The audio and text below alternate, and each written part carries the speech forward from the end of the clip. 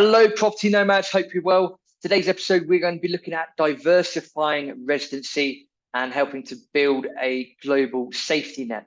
The reason for this episode, this comes off of the back of myself being granted temporary residency in Mexico. And I'm not going to lie by saying it was one of the happiest and proudest moments, one of the proudest days in my life, knowing that something that I've thought about for a long time and I've put into action actually came off. And you know that when you set yourself a goal and you set yourself a target and then you reach that target, you do get that sense of elation. Then you take a day or two to sort of celebrate or relax yourself, and then you go on to the next building block. And that's what the last few days has definitely been for myself. But before we get into building a global safety net for yourself, it's just to let you know that our friends at Progressive Property are hosting their flagship multiple streams of property income event. It's a fantastic event. It's Friday the 20th of October to Sunday the 22nd of October. It's in Peterborough, which is about an hour's drive or train journey north of London. It's completely free to attend. The link to get your free ticket is in the show notes, or if you're watching this on YouTube, it's in the description below. Aaron and I have attended multiple streams of property income many times before. It really is great for getting started in property, for networking as well, and also as a refresher. And there's so much to learn. You can learn about service accommodation, rent to rent. There's so many different property strategies out there. Highly recommend you get over to that event. That's Friday the 20th of October, Sunday the 22nd of October. Completely free. Link is in the show notes. So diversifying residency and helping to build a global safety net. Now, it's quite an important thing to do because ultimately it comes down to putting all your eggs in one basket. And you should never put all your eggs in one basket. That's my belief. That's Aaron's belief. It's a belief we have here at Property Nomads. And speaking to someone recently about this, I sort of related it to going to a supermarket. And if you go to a supermarket and let's just say you want to cook a particular meal and they don't have the ingredients, then what's your plan B? Now, some people will have a plan B in mind. Some people won't have a plan B. But for those that do go with a plan B, you know what I'm talking about. Like they haven't got this particular meat. Okay, well, maybe I'm going to create this dish instead. So I'm going to buy X, Y, and Z. The point of saying that is if you've got plan B for menial things like that, then you should have a plan B for life. Plan B comes down to what's happening macroeconomically, what's happening in your country, what happens if something terrible happens in your country. Do you then have the option to go somewhere else? Do you have an option to start your life again in a different country? Most people don't, and most people don't think of this sort of stuff. And this is the point of today's episode. Now, I'm doing this on the back of having now been a temporary Mexican resident, and that's fantastic. My wife does have to laugh. She knows I'm a bit stingy, and I do laugh at myself, and she laughs at me when I say, because I've got a temporary residency, I can now go to the museums for free on, I think it's every Sunday or the first Sunday of each month. And I love that because it means I don't have to pay foreign prices. And especially when you go into like bigger temples or places such as Chichen Itza or Uxmal, you can save quite a bit of cash there through having a residency card. Now, of course, that's not the reason I've done it, although I will take great delight in going to my first museum for free on a Sunday when I get around to doing it. But the point being, trivial things aside, the point being that having a Mexican residency, or temporary residency, I should say, having that now is crucial because although I've got a British passport and, the British passport is great. It's great to get around the world. It's quite a strong passport, one of the strongest, I think, in the world. What if something were to happen in the UK? What if something were to go wrong? You have to remember that geographically speaking, we are, although we're quite close to the EU, we're relatively isolated. We're surrounded by the British and Irish Sea, the English Channel, etc. The UK has always been a place where we do things differently. We're so unique in so many different ways. But that geography that we have, it has advantages and has disadvantages. the advantages is we haven't been successfully invaded since 1688. And you're thinking, oh no, it's the Battle of Hastings 1066. No, we did have the Glorious Revolution in 1688, but we haven't been invaded since then. So that's great. We have a geographical and strategic advantage when it comes to our geography. We've been relatively politically stable, give or take, in comparison to many other places. We are relatively politically stable. The odds of seeing anarchy are, I would say, low, not impossible, because things are bubbling up, as we're all aware, with everything that's been going on in the world in the last few years. Things are bubbling up to the point where having that plan B is becoming more and more crucial. Now, I don't want to come across all doomsday and so negative it's unbelievable. I'm attacking this with a pragmatic approach, and that is the point of today's podcast episode, is having the diversification of residency helps you to build a global safety net. We're not going to go into multiple different ways that you can create or you can get citizenship. We've covered that in an episode quite a while ago. I'm just having a look through to see what episode number that was so I can direct you in the right place. I'll find that in due course. We've done an episode a little while ago about it. Maybe we'll do an episode again. But in a nutshell, what you can do, you can apply for residencies or citizenships through financial means. So you might be able to invest in the country and then get what you call golden visa. You can change religion. That only applies to a couple of countries. I think Israel's the main one, where if you convert to Judaism, and they will fast track your application. Residency or citizenship through marriage, that's the route I've been fortunate enough to go down, where my wife is Mexican, and we recently got married in Mexico, and it was a great couple of days. It was great to have friends and family come out and have a big celebration. So that was really good fun. So I've been able to do it by the marriage route. And then the other one, which again we've been speaking about a lot, and we're starting to work on plans on this, is citizenship by birth, i.e. if you give birth to a child in a particular country, that child then becomes a citizen of that country.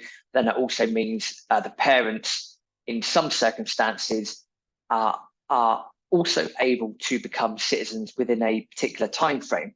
There are a couple of countries where that process is relatively quick. The one that springs to mind is Argentina. I believe Brazil is also pretty good for that sort of stuff as well. Now you might be thinking, well, Rob, why would you do that? Why are we talking about this? The thing is, it's going back to putting all your eggs in one basket. It's crucial to have plan B. Aaron and I have got plan B for business. I think there's even a plan C out there just in case. If you've got it for business, you need it for life. Don't put all your eggs in one basket by just having one passport. What if something were to happen in the UK? Going back to our geography, we're in the middle of some global superpowers. We are in the middle, quite literally, of the USA and Russia and China. Now, I'm not saying that, there is going to be World War III. I don't know. British diplomacy is British diplomacy. We've always been very good at being two-faced. We will tell you one thing and then we'll do something completely different behind your back. That's going to have quite a lot of consequences, I think, moving forward. What if, nuclear weapons do start to get used? Who knows? I'm not saying that is going to happen, but what if it does happen? What if the UK decides to, keep taxing its citizens? I'm sure, listening to this, and I get fed up with it as well. I hate being taxed. I absolutely despise being taxed. You probably do too. Why? Because at the same time, we're in a situation where we've got tax. We're getting screwed at the pump in terms of petrol prices, diesel prices, and that doesn't help because of a government reaction to events in the last 3 or 4 years.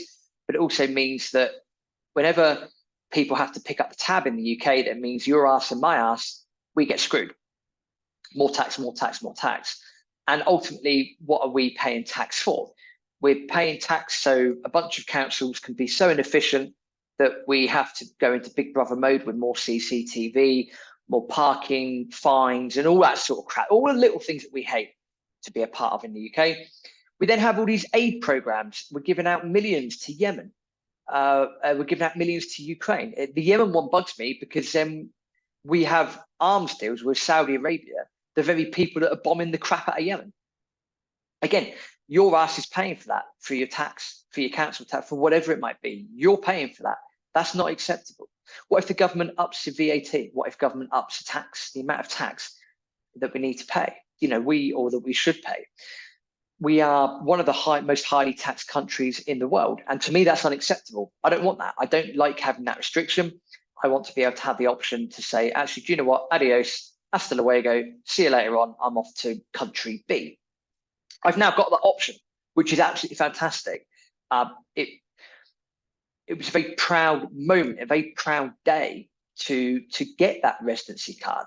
Yes, it's only the start, and there's many more places to go, and there's other passports to obtain, because it's about having global options, not just for myself, but for my wife, also for future generations, for our kids. They will have multiple options, and through lineage, when they get round to having kids, the grandchildren, will have those options as well. And that's all because of the decisions that we've made here and now.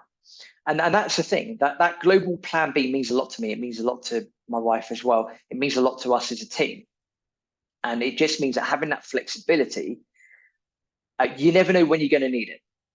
So that's really the point of this episode, that if you already have a secondary passport, great. If you already have a secondary residency, then absolutely fantastic. If you don't, then there are ways that you can obtain them. You could have the financial means to get a golden visa. You could obtain a residency based on the amount of income that you have. Great. You could get a secondary residency through marriage. That's what I've been able to do.